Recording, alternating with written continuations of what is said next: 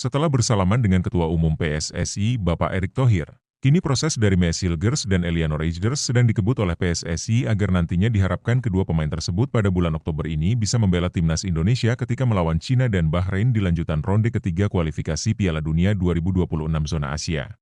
Harapan itu pun disampaikan oleh Ketua PSSI, Bapak Erick Thohir yang mengatakan, tanggal 20-24 September kita masih ada waktu 4-5 hari untuk coba mendaftarkan. Karena kalau lewat dari tanggal 24 maka mereka tidak bisa main pada Oktober. Saat ini berkas dari Maes Hilgers dan Eliano Reijers sudah mendapatkan persetujuan dari Presiden Bapak Joko Widodo, Menteri Pemuda dan Olahraga dan Menteri Hukum dan HAM. Dan baru saja kemarin saya melihat Instagram dari akun @vivagoal bahwa Komisi 3 dan Komisi 10 DPR sudah menyetujui proses naturalisasi dari Maes dan Eliano. Kini tinggal menunggu proses di Kementerian Sekretariat Negara untuk mendapatkan surat keputusan dari Presiden dan setelah itu menjalani sumpah dengan Kementerian Hukum dan HAM. Tapi ternyata bukan hanya Maes Hilgers dan Eliano Reijers yang akan diproses untuk dinaturalisasi. Banyak rumor di sosial media yang mengatakan bahwa Timnas Indonesia akan kedatangan 3 calon pemain lagi yang akan dinaturalisasi. Yang pertama adalah Mauro Zijlstra.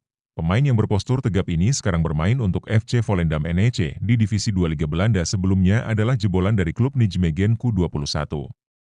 Selama bermain di sana, Mauro dikenal sebagai penyerang yang haus gol. Mauro Zijlstra juga pernah menjadi pencetak gol terbanyak kedua di kompetisi umur 21.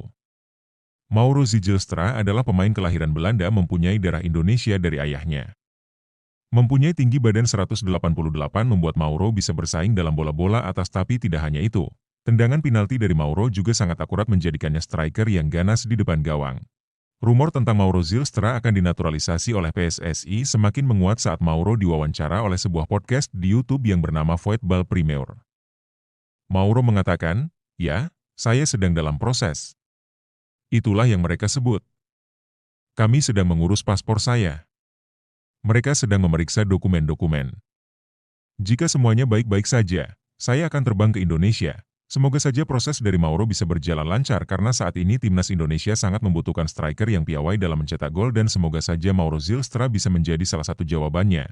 Yang kedua adalah Jairo Riedewald, pemain kelahiran Amsterdam. Belanda ini dikenal sebagai gelandang yang multitalenta karena terkenal bisa bermain di berbagai posisi.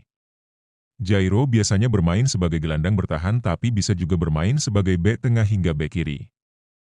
Karir profesionalnya dimulai bersama salah satu klub raksasa di Liga Belanda yaitu Ajax Amsterdam. Selama bermain 3 musim di sana, Jairo bermain sebanyak 93 penampilan dengan 3 gol dan 3 assist. Saat ini Jairo bermain di Liga Pro Belgia bersama dengan Royal Antwerp, setelah sebelumnya bersama dengan klub Crystal Palace di Premier League.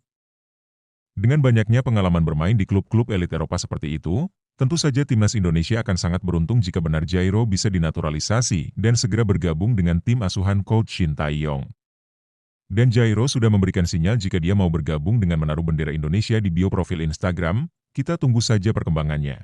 Yang terakhir adalah Pascal Struijk, pemain yang saat ini bermain di Championship Division membela Leeds United dirumorkan akan menjadi calon pemain naturalisasi untuk Timnas Indonesia. Nama Pascal ramai diperbincangkan setelah pemain yang mempunyai tinggi 190 cm itu disebut dalam podcast YouTube Voetbal Premier. Namun sayangnya belum ada omongan dari Pascal tentang ketertarikannya untuk membela Timnas Indonesia. Bahkan Coach Shin Tae-yong belum menyatakan minatnya untuk merekrut Pascal Struijk. Mungkin karena saat ini posisi bek tengah masih menumpuk di skuad Timnas Indonesia sehingga Coach Shin Tae-yong lebih ingin mendapatkan pemain yang berposisi sebagai penyerang. Menurut kalian, dari 3 pemain yang saat ini kita bahas, manakah yang akan bersalaman lebih dulu dengan Ketua Umum PSSI Bapak Erick Thohir? Tulis jawaban kalian di kolom komentar ya. Sekian update berita tentang Timnas Sepak Bola Indonesia dari Bung John pendukung online Timnas. Sebelumnya jangan lupa subscribe dan like channel YouTube pendukung online Timnas.